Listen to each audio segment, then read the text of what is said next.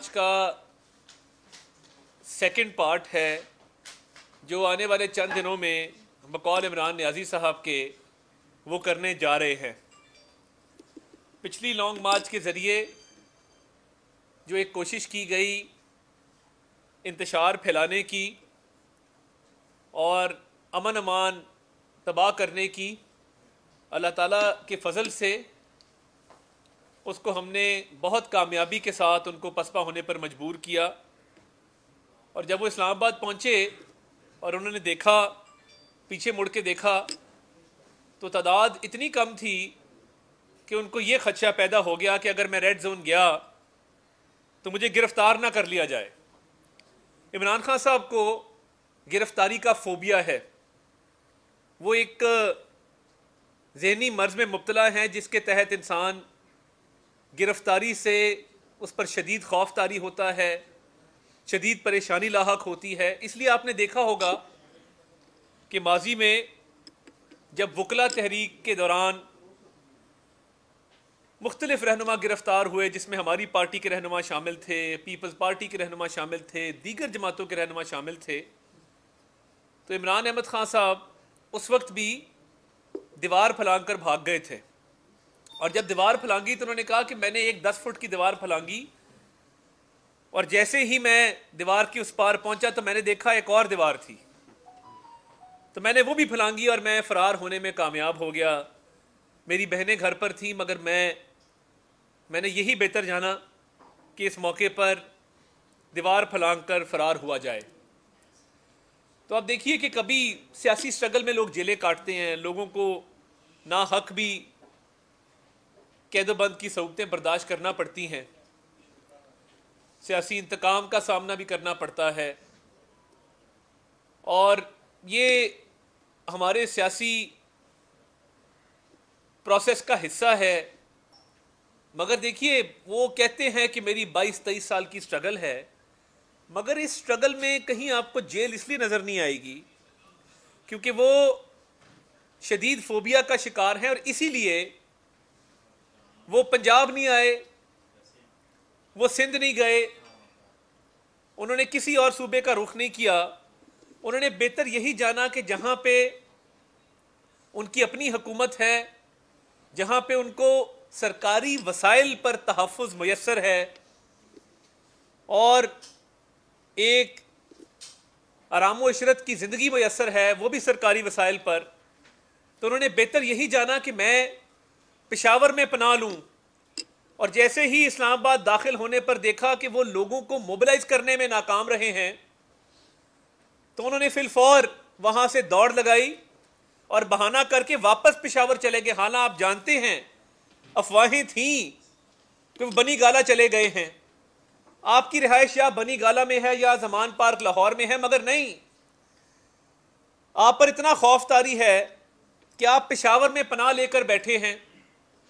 देखिए, हुकूमत इस बारे में बिल्कुल क्लियर थी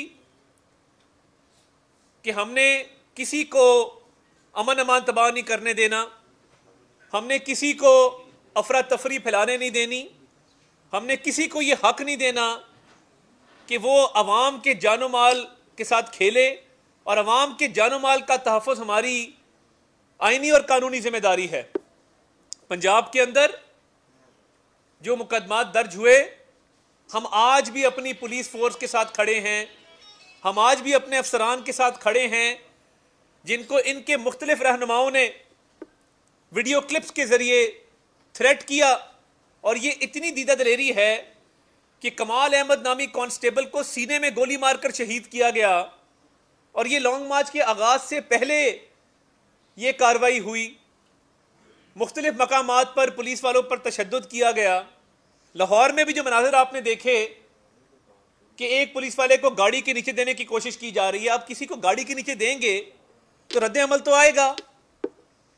और जो मेट्रो स्टेशन जलाए गए, दरख्त जलाए गए, सरकारी अमलाक को नुकसान पहुंचाया गया, इनसे इसकी जहनीत वाज़ेह होती है कि इमरान अहमद नियाज़ी ये चाहते थे कि मैं इक़्तिदार में नहीं रहा, मैंने 3.5 साल इस मुल्क को तबाही के दहाने पर खड़ा कर दिया है, 1 मेगावाट बिजली नहीं लगाई, मईशत को तबाहाली का शिकार किया, तो अब मैं इक़्तिदार में नहीं रहा तो मैं इंतशार फैलाऊं और मैं अफरा तफरी फैलाऊं, मैं एनार्की फैलाऊं और ऐसे हालात पैदा कर दूं कि यहां पर हर तरफ दंगा फसाद हो रहा हो, गली मोहल्लों में लड़ाइयां हो रही हों। तो हमने अल्हम्दुलिल्लाह हुकूमत की रिट को कायम किया और ये कानूनी कार्रवाई जो उन लोगों के खिलाफ की गई जिन्होंने सरकारी अमलाक को नुकसान पहुंचाया, जिन्होंने अमन व अमान को तबाह करने की कोशिश की, वो बिल्कुल कानून के दायरे के अंदर रहते हुए की गई। अब आज इन्होंने 22A 22B की एक एप्लीकेशन दी है कि उन अफसरान के खिलाफ पर्चे काटे जाएं जिन्होंने गिरफ्तारियां की या जिन्होंने ड्यूटी के दौरान जो लोग नक्शे अमन में मुलव्विस थे उनको रोका, उनके खिलाफ कानूनी कार्रवाई की। तो हम इसके लिए भरपूर तौर पर तैयार हैं। किसी अफसर के खिलाफ आपको गैर कानूनी कार्रवाई नहीं करने देंगे। 22A 22B पर जस्टिस आसिफ सईद खोसा साहब की बतौर चीफ जस्टिस जजमेंट्स मौजूद हैं कि इसका बेदरेग इस्तेमाल नहीं हो सकता। हम जानते हैं कि आप जब दोबारा लॉन्ग मार्च के लिए आएंगे अपने लाहो लश्कर के साथ तो आप चाहेंगे कि इस दफ़ा अमन व अमान ज़्यादा ख़राब हो, इसीलिए आप इन अफसरान के खिलाफ कार्रवाई की दरख्वास्त दे रहे हैं। मैं हुकूमत पंजाब की तरफ से ये वाज़े कर दूं, हम हर सिपाही हर अफसर के पीछे खड़े हैं, उनको भरपूर कानूनी मावनत भी फराहम करेंगे और किसी को ये इजाज़त नहीं देंगे कि वो किसी अफसर किसी अहलकार के खिलाफ कोई गैर कानूनी हथकंडा इस्तेमाल करे। हम इस बारे में बिल्कुल क्लियर हैं और वज़ीर आला ने इस बारे में अपनी वाज़े पॉलिसी दे दी है। आप दोबारा आएंगे, हम आपको दोबारा रोकेंगे। जो चीफ मिनिस्टर गिलगित बल्तिस्तान ने किया, जो चीफ मिनिस्टर खैबर पख्तूनख्वा ने किया, सरकार के पैसों से लिए हुए गैस मास्क, सरकार के पैसों से खरीदे गए आंसू गैस के शेल, सरकार के पैसों से खरीदी गई गन्स, सरकार के पैसों से खरीदी गई आंसू गैस वाली गन्स, ये सरकारी खजाने से टैक्स पेयर्स के पैसे से इसलिए नहीं खरीदी गई थी कि ये दो सूबे, हम चाहते हैं वफाक और सारे सूबे आपस में हमांगी का मुजाहरा करें, मगर आपने क्या किया? दो सूबों ने सूबा पंजाब पर हमला किया और सूबा पंजाब के सरजमीन को पार करते हुए वफाक पर हमले की कोशिश की, सरकारी वसाइल के इस्तेमाल पर। हम पहले दिन से कह रहे थे कि आप पुरअमन एहतजाज करें, आइन और कानून आपको हक देता है कि आप पुरअमन एहतजाज करें, बतौर सियासी पार्टी एहतजाज करें, मगर सरकारी अहलकार साथ लेकर, सरकारी असला साथ लेकर, सरकारी आंसू गैस साथ लेकर जब आप हवाई फायरिंग करेंगे और आकर हमलावर होंगे तो इसकी दोबारा भी इजाज़त नहीं दी जा सकती। हमने सीएम गिलगित बल्तिस्तान के खिलाफ अटक के ज़िले में पर्चा दर्ज पहले ही कर दिया था और बाकी भी जो लोग मुलव्विस हैं उन पे पर्चे दर्ज किए जाएंगे, कानून हरकत में आएगा। क्योंकि आपने जो आग लगाई, जो जलाओ घेराव किया, जो सरकारी अमलाक को नुकसान पहुंचाया, ये आपके पास गिलगित बल्तिस्तान के सूबे के वसाइल और खैबर पख्तूनख्वा के सूबे के वसाइल इसलिए नहीं हैं, वो इसलिए हैं कि लोगों को सस्ती रोटी दें, लोगों को सस्ती चीनी दें, लोगों के जानो माल का तहफ़्फ़ुज़ करें। ये बंदूकें अगवा रोकने के लिए हैं, ये रेप रोकने के लिए हैं, ये बंदूकें आम शहरियों के तहफ़्फ़ुज़ के लिए हैं। ये बंदूकें इसलिए नहीं हैं कि अली अमीन गंडा पर उठाए और आपके सियासी मकासद को और आपके जो मज़मूम मज़ाइम हैं उनको पूरा करने के लिए फायरिंग करता फिरे। हम अपनी फोर्सेस के भी जानो माल का तहफ़्फ़ुज़ करेंगे। हम किसी सिपाही को, किसी अहलकार को, किसी अफसर को आपकी अना और आपके अनाद की भेंट नहीं चढ़ने देंगे। आपको हरगिज़ ये इजाज़त नहीं दी जाएगी कि आप आएँ और सरकारी असला इस्तेमाल करके, सरकारी आंसू गैस इस्तेमाल करके पंजाब की फोर्सेस पर हमला करें, पंजाब की पुलिस पर हमला करें, बावर्दी अफसरान साथ लाएं। मैं फेडरल गवर्नमेंट को भी दरख्वास्त की है कि आईजी गिलगित बल्तिस्तान के खिलाफ भरपूर कार्रवाई अमल में लाई जाए। उनके बावर्दी अफसरान इस लॉन्ग मार्च में शरीक थे और अटक के पुल पे उन्होंने महाजाराई की पंजाब पुलिस के एहलकारों और अफसरान के साथ। तो हम बिल्कुल इस मामले में क्लियर हैं, हम डिटर्मिन्ड हैं। हमने ये फैसला किया है कि जो कोई किसी गैर कानूनी फेल में मुलव्वस होगा उसके खिलाफ कानूनी कार्रवाई करेंगे। और हमें पता है कि आपके पास नंबर नहीं है, आपसे लोग इकट्ठे नहीं हुए। शफकत महमूद के खिलाफ भी आपकी पार्टी कार्रवाई करने का सोच रही है। लाहौर में किसी चिड़ी ने पर नहीं मारा, आपके लोगों ने आपकी कॉल को मुस्तरद किया। पूरे पंजाब से कोई शख्स नहीं निकला। और ये जो बड़े बड़े दावे करते थे फवाद चौधरी जैसे, खुद छुपकर पतली गली से जा निकले, तो किधर हैं आपके लोग? जो खैबर पख्तूनख्वा से आप सरकारी लोग लेकर आए थे, उनके तो ड्यूटी आवर्स होते हैं, वो सियासी कारकुन थोड़ी हैं। वो तो 9 से 5 उनकी नौकरी थी। वो जब नौकरी का ओवर टाइम हुआ, जब शाम ढली, जब रात के 10-11 बजे, तो उन्होंने तो आपको मुड़ के कहा कि भाईजान हम तो सुबह 9 बजे दफ्तर आते हैं, 5 बजे घर चले जाते हैं। तो ये ओवर टाइम चल रहा है कि रात के 10 बज गए हैं। तो आपने मुड़ के देखा, आपके पास तादाद नहीं थी कि आप रेड जोन तक भी जाते। तो अपनी नाकामी और जो आपने बुलंदोबांग दावे किए, ये अवाम आपको पहले ही मुस्तरद कर चुकी थी। अब आपकी अपनी पार्टी में लोग मौजूद नहीं हैं जो मोबिलाइजेशन कर सकें। आप उस महाज पर भी नाकाम हो चुके हैं। हम वाज़े पैगाम दे दें, हम पूरी कानूनी जंग लड़ेंगे अपने अफसरान के लिए, अपने एहलकारों के लिए। और जो शहीद हुए, एक कांस्टेबल जो लाहौर में शहीद हुआ, कमाल, उसकी फैमिली के साथ हम खड़े हैं और खड़े रहेंगे। और हमने शहदा पैकेज में से उसकी फैमिली के लुक आफ्टर के लिए भी ऐलान किया है। वज़ीर आला खुद गए, मरीम नवाज शरीफ साहिबा गई, फिर सियालकोट के कांस्टेबल के घर गए। कल हमारा वफ्द फैसलाबाद का जो एक कांस्टेबल एक्सीडेंट में शहीद हुआ था, उसके घर कर्नल अयूब गादी और हमारे मकामी रहनुमा वहाँ गए और उधर भी उसकी फैमिली के लुक आफ्टर के लिए और जो बाकी उनके मामलात हैं शहदा पैकेज के, उधर जाकर उसका ऐलान किया। तो हम बिल्कुल इस मामले को ख़राब नहीं होने देंगे, आपको रोकेंगे भी। और जहाँ जहाँ आपके लोग कानून को हाथ में लेंगे, उनके खिलाफ भरपूर कार्रवाई होगी। हमने आज अपने वकला को और जो हमारे एडवोकेट जनरल साहब हैं, प्रोसिक्यूशन सर्विस वाले अफसरान को ये हिदायत की है कि ये जो अफसरान के खिलाफ एप्लीकेशंस आ रही हैं और इसको बतौर एक हिकमत अमली इस्तेमाल किया जा रहा है कि अफसरान के खिलाफ पर्चे दर्ज किए जाएं, इसका भरपूर मुकाबला करेंगे। किसी को आप सरकार की ड्यूटी से नहीं रोक सकते। ये कार्य सरकार में मुदाखलत है। इस मुल्क को आगे चलने दें।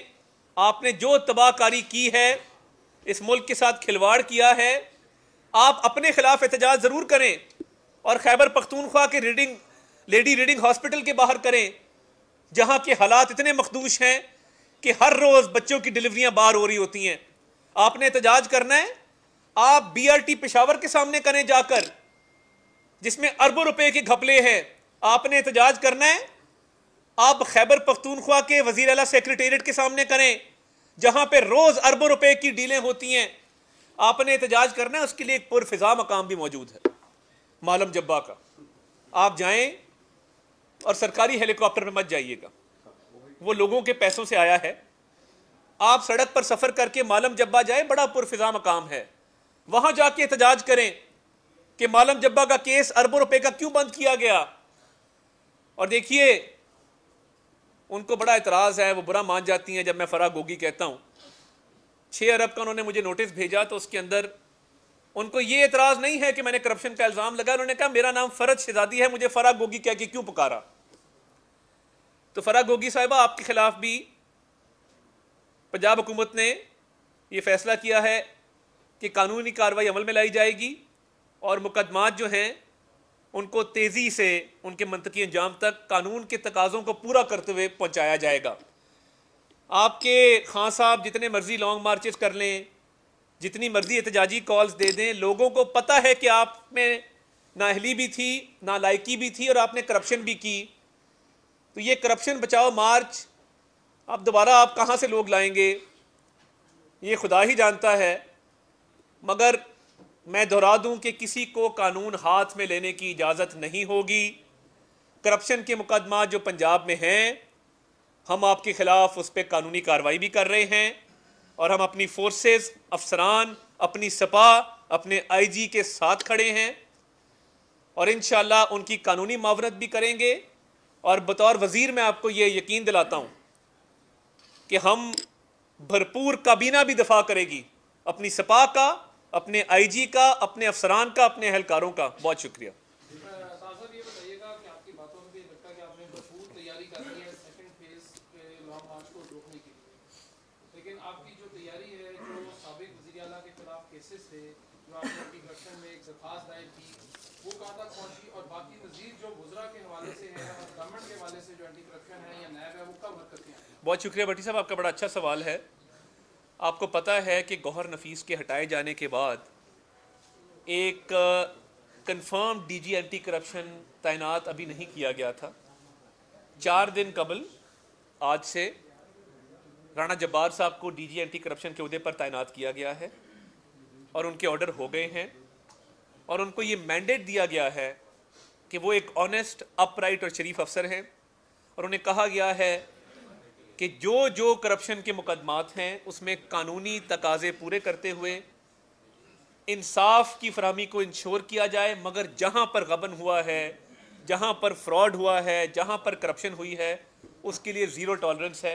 उनको ये मैंडेट दे दिया गया है और बहुत जल्द आप देखेंगे कि कानूनी कार्रवाई इन लोगों के ख़िलाफ़ जिन्होंने करप्शन की, अवाम का पैसा लूटा, उनके खिलाफ कानूनी कार्रवाई अमल में लाई जाएगी। अच्छा अता भाई, यहाँ पर अभी बात करें तो फराह खान के हवाले से आप कह रहे हैं किन केसेस, कोई केसेस आपके पास आए होंगे, किन केसेस के हवाले से इंक्वायरी होने जा रही है? और दूसरा, अवाम का सबसे बड़ा मसला जो है वो महंगाई है, उसके हवाले से क्या इकदाम करने? बहुत शुक्रिया। देखिए, एक तो आमदन से ज़ायद असासों का केस है, अफसरान की पोस्टिंग ट्रांसफर्स में पैसे लिए जाने का केस है, हाउसिंग सोसाइटी का केस है और हमारे पास दस्तावेजी सबूत मौजूद हैं जहाँ जहाँ पे कमीशन लिए गए ठेकों के अंदर, तो वो तो कार्रवाई अमल में लाई जाएगी।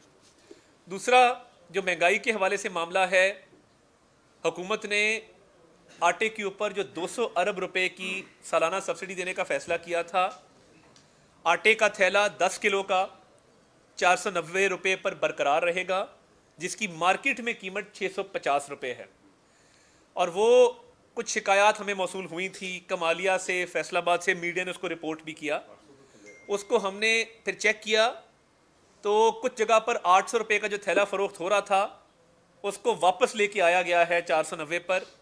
और फूड डिपार्टमेंट को, चीफ सेक्रेटरी साहब को भरपूर हिदायत हैं कि वज़ीर आला रोज़ाना की बुनियादों पर इस पर ब्रीफिंग लेंगे जो अशियाए खुर्दोनोश हैं। और आप देखिए कितने अफसोस की बात है, एक पोल्ट्री फार्म की वीडियो वायरल की गई जिधर लोग मुर्गियां लूट रहे हैं और कहा गया कि ये वज़ीर आला का पोल्ट्री फार्म है, महंगाई के सताए अवाम ने हमला कर दिया। और वो देखिए, ये इस तरह की वीडियोस, आपके पास इस तरह की भी बहुत वीडियोस होती हैं और भी तरह की बड़ी वीडियोस होती हैं। तो ये वज़ीर आला का ना उससे कोई ताल्लुक है, ना उनका कोई ऐसा फार्म है। ये व्हाट्सएप पे वायरल किया गया। हम बाकी भी देखिए, घी की सब्सिडी के हवाले से भी हुकूमत ने फैसला किया है। बहुत जल्द वज़ीर आला एक पैकेज का ऐलान करेंगे जिसमें घी और चीनी, ये 2 एसेंशियल आइटम्स की कीमत में कमी करके तो इसमें भरपूर अवाम को रिलीफ दिया जाएगा। प्राइस कंट्रोल कमेटियाँ हर ज़िले में, देखिए हमें कहा जाता था इनके दौर में भी कि हमारे दौर में जो प्राइस कंट्रोल कमेटियाँ थी बड़ी फाल थीं। लोग बाकायदा जाकर बाज़ारों में, गली मोहल्लों में, करियाना स्टोरों पर जाकर अशियाए खुर्दनोश की कीमतें चेक करते थे। तो वो भी फाल उनको कर दिया गया है। अनकरीब वज़ीर आला एक बड़ा ऐलान करेंगे। मगर हम समझते हैं कि आटा जो एक बेसिक कमोडिटी है, और मैं आपको बताऊं, हमने रिकॉर्ड मुद्दत में जो आटा प्रोक्योर किया है वो तारीख में कभी नहीं हुआ। 50 लाख टन आटा हमने प्रोक्योर किया। KPK गवर्नमेंट की डिमांड है कि उनकी प्रोक्योरमेंट पूरी नहीं हुई। हमारे भाई हैं, मैं हाथ जोड़ के कहता हूँ कि अब उनकी डिमांड आ रही है कि 20 लाख टन आटा या 2 लाख टन आटा, कभी कहते हैं कि जी एक तादाद कभी दूसरी, वो हमें गंदम फराहम की जाए। देखिए उनकी फॉर्मल रिक्वेस्ट आई है और ये हमारी जिम्मेदारी है पंजाब की कि वो बाकी सूबों की भी ज़रूरियात पूरी करें, हम इससे बिल्कुल पीछे नहीं हटेंगे। मगर मैं महमूद खान साहब को कहना चाहता हूँ कि आप मीडिया पर आकर बहुत तल्ख ज़बान इस्तेमाल करते हैं और बाद में हमें लेटर भेजते हैं कि गंदम फराहम की जाए। हम ज़रूर करेंगे, मगर आपके अपने टारगेट भी थे, आपने भी जो गंदम की प्रोक्योरमेंट है वो करनी थी, तो आपका सूबा क्यों नाकाम रहा है? बहरहाल कतई नज़र इस बात से हमें वज़ीर आज़म की भी हिदायत है कि हमने खैबर पख्तूनख्वा की गंदम की रिक्वायरमेंट पूरी करनी है। जहाँ तक मैंने तहकीक की है, आप यंगेस्ट इतने अहम पोर्टफोलियो पे मिला है और आप यंगेस्ट हैं, इतनी एज में किसी को इतना बड़ा पोर्टफोलियो नहीं मिला। एक तो ये सियासत होती रहेगी लॉन्ग मार्च का जो फेस है, आप ऐसी क्या अपनी वजारत में रिफॉर्म्स करने जा रहे हैं जिसका ताल्लुक आवाम से होगा और लोग अतात आनर को as a interior minister Punjab याद रखें कि यंगेस्ट वजीर आया था, उसने अपनी वजारत में परफॉर्म किया था, सियासी मामला चलते रहेंगे, कोई रिफॉर्म्स का एजेंडा अगर डिस्कस। कल मेरे साथ सरदार अवैस खान लगारी मौजूद थे, तो मैंने उन्हें पूछा, मैंने कहा जी आपने जब हल्फ लिया था तो आपकी उम्र कितनी थी? तो उन्होंने कहा जी मैंने 31 साल की उम्र में हल्फ लिया था वफाकी वजीर का। तो वो अपनी बात कर रहे थे। बहरहाल मैं देखिए अभी तक पोर्टफोलियोज़ का फैसला इत्तेहादियों की मशावरत के साथ आने वाले दिनों में होगा। मेरा बिल्कुल लॉ एंड ऑर्डर पे फोकस है, लॉ एंड ऑर्डर को हम देखेंगे। ये इब्तदाई जो काबीना का ऐलान किया गया है, इसके बाद सेकंड फेज़ में काबीना की तश्कील मुकम्मल की जाएगी और जब वो मुकम्मल की जाएगी तो पीपल्स पार्टी के साथ बाकी इत्तेहादियों से पूछ कर पोर्टफोलियोज़ जो हैं वो वज़रा को असाइन किए जाएंगे। फ़िलहाल बिल्कुल लॉ एंड ऑर्डर पे फोकस है। और देखिए इसमें बहुत मामलात हैं जिसमें बच्चों और ख़वातीन के ख़िलाफ़ जो तशद्दुद के वाक़यात हैं उसमें 3 साल में इतना इजाफा हुआ है कि मैं आपको बता नहीं सकता। एक नया कॉन्सेप्ट आया है शूटर्स का। गैंग्स बाहर बैठे हैं बैरून मुल्क, 1 लाख या 1.5 लाख रुपए यहाँ पर अदा करके आप बंदा मरवा सकते हैं। ये हकीकत है। और ये बिलाल यासीन साहब के साथ जो हुआ, गुजरांवाला में ये मामलात हो रहे हैं, तो ये गैंग्स बैरून मुल्क से ऑपरेट कर रहे हैं। एक तरजीह ये है। और देखिए रेप का वाक़या जो चूनिया में हुआ, आज भी वज़ीर आला ने उसकी ब्रीफिंग ली है। 13 साल की बच्ची को बाप को उसके सामने बांध के ज़्यादती का निशाना बनाया गया। उस पर मैं कल कसूर जा रहा हूँ और वहाँ मुतल्लिका अफसरान के साथ बैठ के जिस तरह ज़ैनब के केस को हल किया था, हम इंशाल्लाह पूरे कारबंद हैं कि उसको रिजॉल्व करेंगे। इसके बाद रुक जाए, मैं इस पर ज़रा बात हुई है तो मैं ज़रा इस पर अर्ज़ करना चाहता हूँ। जनूबी पंजाब में कच्चे के इलाके में, जो यहाँ पे सहाफ़ी हज़रात जनूबी पंजाब से वो बखूबी जानते हैं कि कच्चे के इलाके में पिछले 3.5-4 साल से एक अमाजगाह बन गई है दहशत गर्दों की, डकैतों की, और वो कच्चे के इलाके से निकल के पूरे पंजाब में ऑपरेशन करते हैं और कत्ल गारत, डकैती की वारदातें, रेप, ख़वातीन के ख़िलाफ़, बच्चों के ख़िलाफ़ तशद्दुद, तो उसकी भी हिकमत अमली जल्द बनाई जाएगी। ये मेरी तरजीहात में शामिल है। तो इन सारे मामलात को देखते हुए इंशाल्लाह कोशिश करेंगे कि सूबे का अमन अमान बहाल रहे। स्ट्रीट क्राइम एक बहुत बड़ा इशू है कि आप देखते हैं कि आपकी गली मोहल्लों में आए रोज़ किसी की पर्स स्नैचिंग हो गई, किसी का मोबाइल छीन लिया गया, किसी की गाड़ी चोरी कर ली गई। इस पर भी फोकस है। देखिए हम अच्छे अफसरान लेके आए हैं। मैं सलाम पेश करना चाहता हूँ हमारे DIG इन्वेस्टिगेशन लाहौर, जिन्होंने उस बच्चे को बाजियाब करवाया। और वो इनसाइड जॉब थी, वो फैमिली वालों ने ही अगवा किया था। जो उस बच्चे की नानी थी, वो सेकंड फैमिली जो उनकी थी। और उसमें देखिए मैं समझता हूँ कि ये लाहौर पुलिस ने बड़ा अच्छा किरदार अदा किया और DIG इन्वेस्टिगेशन को भी शाबाश है, CCP साहब की टीम को भी शाबाश है। कामरान आदिल साहब ने जो किरदार अदा किया है, यही पुलिस फोर्स का काम है। हम अच्छे अफसरान लगाएंगे तो आपको उसका रिजल्ट नज़र आएगा, वरना 4 दिन TV पे एक इशू चलता है, 5वें दिन किसी को याद भी नहीं होता कि कोई वारदात भी हुई थी। और ये मैं आपसे वादा करता हूँ, और उस मजदूर बाप जिसके सामने उसकी बेटी के साथ ज्यादती की गई चूनिया में, ये हमारी उनसे भी कमिटमेंट है कि हम इस इशू को डाई डाउन नहीं करने देंगे, आपको डेली ब्रीफ किया करेंगे कि ये वाकया हुआ और उसके मुल्ज़िमान को कैफरे किरदार तक पहुंचाना हमारी जिम्मेदारी है। कल कसूर जाके इस पर ब्रीफिंग भी ली जाएगी और तमाम इक़दाम किए जाएंगे। जी अदनान भाई,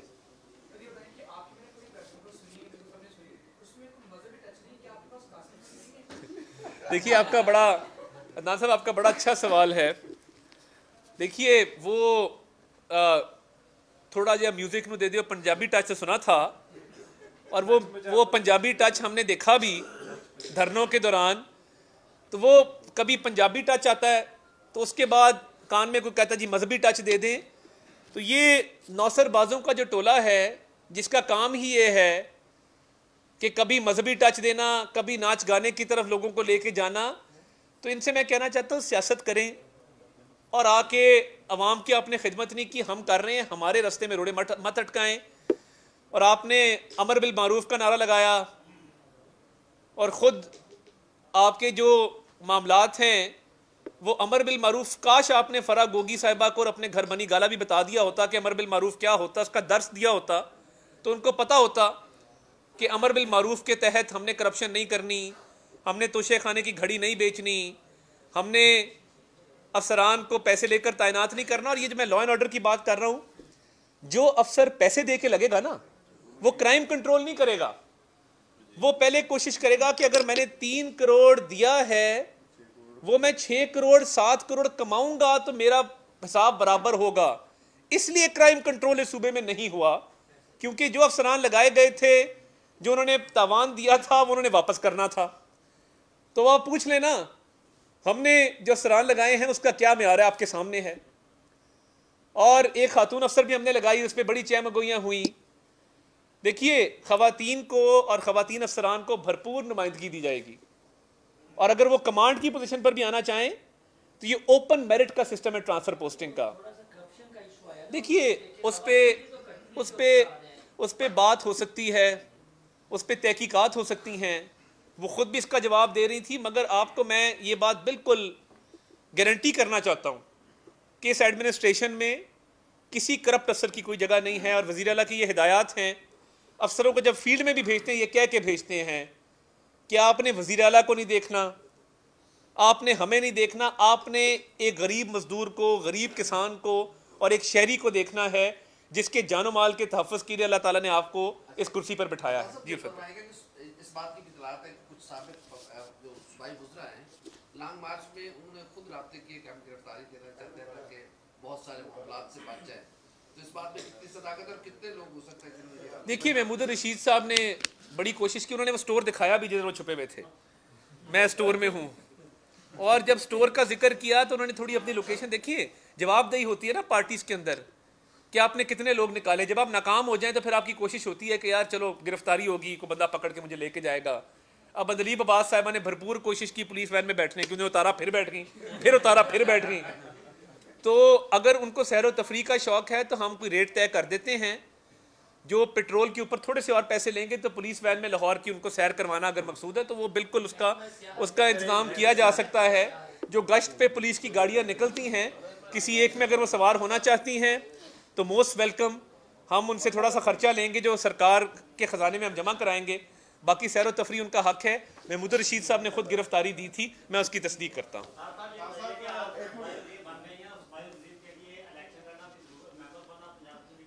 जी देखिए वो मैं 6 महीने बाद फैसला करूँगा। मेरा आबाई इलाका गुजरांवाला है जहाँ से मेरे छोटे भाई बिलाल फारूक तारड़ MPA हैं और हमारा वहाँ पे एक पुराना सियासत का सिलसिला भी है। और वो जो हमला बिलाल साहब पे भी हुआ था उसकी भी तहकीकात जारी हैं क्योंकि बिल्डिंग पे स्ट्रेट फायर किए गए थे, उनका फोरेंसिक एनालिसिस भी करा लिया गया है और जल्द इंशाल्लाह उस केस की पेशरफ्त के हवाले से भी मैं आपको आगाह करूँगा। और जी भाई मेरा ये सवाल है कि एक मरतबा फिर ये तैयार हैं लोग हमारे पार्ट 2 फिल्म देखने के लिए, रास्ते बंद होंगे, बच्चे स्कूल नहीं जा सकेंगे, लोग घरों में रुके रहेंगे, छुट्टियां होंगी। और दूसरी बात ये कि पंजाब में नंबर ऑफ गेम क्या है, अगर जो तरीके साहब के जो 5 मखसूस से जो सीटें शामिल हो जाती हैं और दूसरा जो मुनेवर अरकान है नून लीग के वो भी अपना वोट नहीं काटते, तो क्या नंबर ऑफ गेम है? देखिए जो नंबर गेम है, हम इस वक्त अल्लाह ताला के फजल से 174 पे पहुंच चुके हैं, उनकी तादाद हमारे से बहुत कम है और हमने PTI के अरकान के साथ राब्ते तेज़ कर दिए और बहुत सारे लोग हैं जिनसे हमारे इस वक्त राब्ते हैं। और आपको पता होना चाहिए कि जो स्पीकर का नो कॉन्फिडेंस है उस पर डिफेक्शन क्लॉज लागू नहीं होता, वो खुफिया राय शुमारी है, सीक्रेट बैलेट है, तो उसकी भरपूर तैयारी जारी है और हम इंशाल्लाह उसको किसी मंतकी अंजाम तक पहुंचाएंगे। पिछली दफ़ा जल्दी जल्दी तिलावत करा के 5 मिनट के अंदर सेशन रैप अप किया गया, तो वो इस दफ़ा हम पूरी तैयारी के साथ आ रहे हैं। और दूसरा देखिए, गर्मियों की छुट्टियां वैसे हैं बच्चों को, मगर फिर भी लोगों के जानो माल का तहफ़्फ़ुज़ भी किया जाएगा और शहरियों को कोशिश की जाएगी किसी किस्म की आमदोरफ्त में तंगी ना हो। और हम इंशाल्लाह, अव्वल तो मुझे उम्मीद नहीं है कि दोबारा आएंगे, मतलब एक लॉन्ग मार्च आप निकालते हैं इतनी तैयारी के साथ और पूरे लाहो लश्कर के साथ, और उसके बाद आप बिल्कुल पसपा होके नाकाम होके वापस लौटते हैं। तो वो सुना था लौट के बुद्धू घर को आए थे, लौट के बुद्धू पेशावर को गए, ये पहली दफ़ा देखा है। तो पूरी तैयारी है इंशाल्लाह, किसी को तंगी नहीं होने देंगे। Last question. अच्छा ठीक ठीक। गवर्नर को तैनात कर दिया गया, आपकी हुकूमत के खिलाफ जो अदालत में दरख्वास्त है, क्या वो गैर फाल हो जाएंगी कि उनका कोई फैसला आ सकता है? और दूसरा ये बता दें कि ज़िमनी इंतखाब में डिसीट होने वाले अरकान को उतारा जाएगा कि यहाँ कुछ अच्छे उम्मीदवार आप अपनी जमात से भी सामने लाएं? देखिए, पहली बात तो ये है आप खुद भी उम्मीदवार कि गवर्नर की तैनाती जो है, लाहौर में पहले आजमा लिया एक बार। अच्छा, वो गवर्नर की तैनाती क्योंकि हुकूमत की तरफ से हुई है तो बहुत सारी दरखास्तें गैर फाल हो जाएंगी और हमारी ये तवक्को है कि अदालत भी, हमेशा उन्होंने आइन और कानून के दायरे के अंदर रहकर फैसला किया है, तो अदालतें इस पर अपना फैसला दे देंगी जो कि काबिल कबूल होगा। जो मेंबरान हैं जो डीसीट हुए वो हमारे लिए हमारे मोहसिन हैं, ज़मीर की आवाज़ पे फैसला करने वाले लोग हैं। जहाँ जहाँ से वो इलेक्शन लड़ेंगे, मुस्लिम लीग नून का कोई उम्मीदवार वहाँ पर नहीं होगा, उनको मुस्लिम लीग नून की इंशाल्लाह टिकट जारी की जाएगी और उनकी भरपूर इलेक्शन कैंपेन लड़ी जाएगी। और बहुत जगहों पे ना मुस्लिम लीग नून का उम्मीदवार होगा ना PTI का होगा, अल्लाह के फजल से। तो मैं ये समझता हूँ कि ये इलेक्शन कैंपेन एक भरपूर कैंपेन होगी और इंशाल्लाह ये सारे मेंबरान दोबारा जीत कर वापस आएंगे। पेट्रोल 30 से 35 लीटर बढ़ा, उसके असरात ये आए हैं कि हर चीज की कीमत पे, चाहे वो किराए हैं या सब्जियों के रेट हैं, दूध है, दही है, हर चीज के रेट में कितना इजाफा हो चुका है। आम बंदा चाहे वो मजदूर है या तनख्वाहदार है, उसके लिए घर का खर्च पूरा करना इंतहाई मुश्किल हो चुका है। राइस के 2 मीटर की आपने बात कर दी कि वो तशरीफ भी दी जा चुकी है, लेकिन हमारी जो फालियत है वो कहीं भी नजर नहीं आ रही।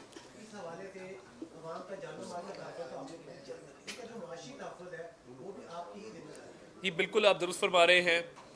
आटे पे जो पॉलिसी ली गई वो आसान फैसला नहीं था। सरकारी ख़जाने से 200 अरब की सब्सिडी, बहुत बड़ी और ख़तीर रकम है, वो दी गई। आने वाले दिनों में आप देखेंगे कि मज़ीद अशियाए खुर्दनोश पे वज़ीर आला ख़ुद पॉलिसी का ऐलान करेंगे और उसमें कमी वाक़ई की जाएगी। और देखिए, जब इंटरनेशनल मार्केट में पेट्रोल की प्राइस बढ़ी तो इमरान नियाज़ी साहब की कश्ती डूब रही थी, जाते जाते उन्होंने इंटरनेशनल मार्केट में प्राइस बढ़ रही थी, इधर सब्सिडी दे दी, इधर मज़ीद कमी कर दी। हाँ, उलट होता है, जब बैनुल अक़वामी मंडी में तेल की कीमतें ऊपर जाती हैं तो आप यहाँ पे भी इजाफा करते हैं। वो ट्रैप था और जाते जाते समरी भी मूव कर गए इजाफे की। तो देखिए, हम तो 3.5 साल से जेलों में थे, अपोजिशन बेंचेस पे थे। इमरान नियाज़ी साहब की तबाहकारियों और जो उन्होंने मईशत की बर्बादी की, हमने अब उसको संवारने का बेड़ा उठा लिया है और उसमें जो मुश्किल फ़ैसले होंगे वो खाली मुश्किल फ़ैसले नहीं होंगे, हर मुश्किल फ़ैसले के साथ एक रिलीफ मुंसलिक होगा।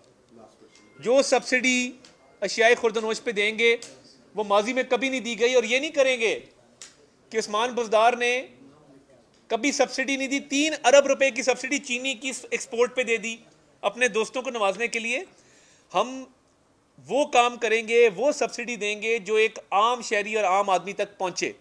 आटा अगले 48 घंटों में आपको नजर आएगा कि पूरे पंजाब में इंशाल्लाह 490 रुपए का 10 किलो का थैला मिलेगा। और जहां कोई गिरां फरोशी हुई या जहां पे आपको नजर आया ओवर प्राइसिंग, वहाँ पे इंतज़ामिया को हिदायत हैं कि गिरफ्तारी समेत तमाम तर ऑप्शन इस्तेमाल करें। किसी को इजाज़त नहीं है कि वह आवाम की जेब पे डाका डाले। इलेक्शन हो रहा है 20 हल्कों में पंजाब के, लाहौर में इसमें 4 सूबाई हल्के हैं, तो ये एक टफ जो है आगे एक टाइम है पॉलिटिकली, तो इसको आप लॉ एंड ऑर्डर के हवाले से किस तरह आप इसको जो है देख रहे हैं, क्योंकि लाहौर का जो है वो महज दोनों पार्टीज़ के लिए बहुत ज़्यादा अहमियत का हामिल है। पंजाब में बाकी सीट्स जो है 16 और 4 लाहौर, इसको कैसे आप इसमें सर ये भी कहते हैं कि KPK के जो वज़ीर आला हैं उन्होंने कहा है कि हम फोर्स लेके आएंगे अपनी, अगर लॉन्ग मार्च का जो दूसरा फेज़ है वो होता है, सर आप उसको रोकेंगे, वो फोर्स लेके आएंगे, क्या इस तरह ये मुल्क बर्दाश्त कर सकते हैं गौर तसादम? देखिए, ज़िमनी इलेक्शन के हवाले से लास्ट टाइम जब NA 133 का ज़िमनी इलेक्शन हुआ तो PTI के पास उम्मीदवार नहीं था। वहाँ पे मुस्लिम लीग नून और पीपल्स पार्टी का मुकाबला हुआ। चीमा साहब ने अपने कागजात खुद मुस्तरद करवाए, फिर अपनी बेगम साहिबा मुसरत साहिबा के कागजात मुस्तरद करवाए, वो मुसरत से मुस्तरद हो गई। तो ये उनकी पॉलिसी थी सोची समझी, जिसके तहत लाहौर में इलेक्शन लड़ना उन्होंने मुनासिब नहीं समझा। तो देखिए, मैं ये समझता हूँ कि वो चाहे मलिक असद खोखर साहब हों, वो चाहे अमीन चौधरी साहब हों, वो चाहे नज़ीर चौहान साहब हों, तो मुझे तो मद्दे मुकाबल उम्मीदवार कोई नज़र नहीं आता, क्योंकि मुकाबला तहरीक इंसाफ में और मुस्लिम लीग नून में हुआ था। अब हमारी इत्तेहादी जमात पीपल्स पार्टी भी ऑन बोर्ड है, तो मैं ये समझता हूँ कि ये बड़ा अच्छा ज़िमनी इलेक्शन होगा। अल्लाह ताला के फजल से हम पुरएतमाद हैं कि हम इंशाल्लाह वाज़े बरतरी इसमें लेंगे और अमन अमान भी कायम रखा जाएगा। और ये भी मैं वाज़े कर दूँ, इन अराकीन के ख़िलाफ़ अगर किसी ने कोई ऐसी कार्रवाई या शरारत करने की कोशिश की या इनको नुकसान पहुँचाने की कोशिश की, तो उसके लिए मैंने स्पेशल एक कानूनी टीम तश्कील दी है। तो वो फिर जो पर्चे होंगे वो इलेक्शन के बाद ही वो लोग बाहर आएंगे। KPK वाला फोर्स का बता दें। लॉ एंड ऑर्डर के हवाले से लाहौर में बड़ी अच्छी टीम मौजूद है, बहुत अच्छी टीम मौजूद है, और अमन अमान बहाल रखने के लिए, कोड ऑफ कॉन्डक्ट पर अमल दरामद कराने के लिए इलेक्शन कमीशन की जो हिदायत होंगी उन पर मनोन अमल किया जाएगा। और हम कोशिश करेंगे कि तमाम पॉलिटिकल पार्टीज़ इंतज़ामिया पुलिस के साथ बैठ के उस कोड ऑफ कंडक्ट पे इत्तफाक करें। आपका जो सवाल है, IG खैबर पख्तूनख्वा को हम ये पैगाम देना चाहते हैं, आपके अगर मुसल्ला लोगों ने पंजाब पर हमला करने की कोशिश की, आपके ख़िलाफ़ इस्टेब्लिशमेंट डिवीज़न डिसिप्लिनरी एक्शन लेगा और हम इंश्योर करेंगे कि आगे आपके करियर रिकॉर्ड में ज़रूर कुछ रेड फाइलें लगें, और आपने अगर कोई गैर कानूनी हरकत की तो फेडरल गवर्नमेंट ये हक रखती है और हम उनसे दरख्वास्त करेंगे कि आपके खिलाफ भरपूर कार्रवाई अमल में लाई जाएगी। बहुत बहुत शुक्रिया आपका।